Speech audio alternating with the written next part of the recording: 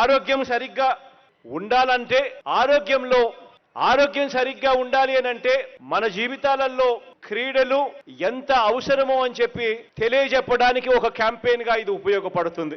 ఈ మధ్య కాలంలోనే క్రమం తప్పకుండా ఖచ్చితంగా ఎక్సర్సైజులు చేయడం వల్ల మనకి ఇవాళ బ్లడ్ ప్రెషర్ లాంటివి కంట్రోల్లో ఉంచుకోగలుగుతాం.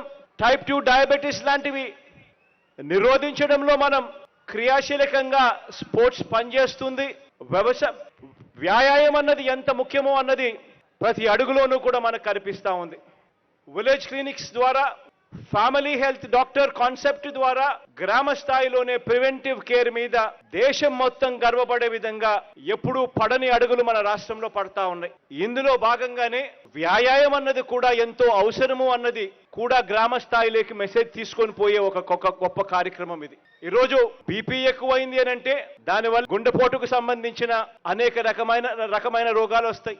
డయాబెటీస్ ఎక్కువైనా కూడా, షుగర్ ఎక్కువైనా కూడా కిడ్నీకి సంబంధించిన రకరకాల రోగాలు వస్తాయి.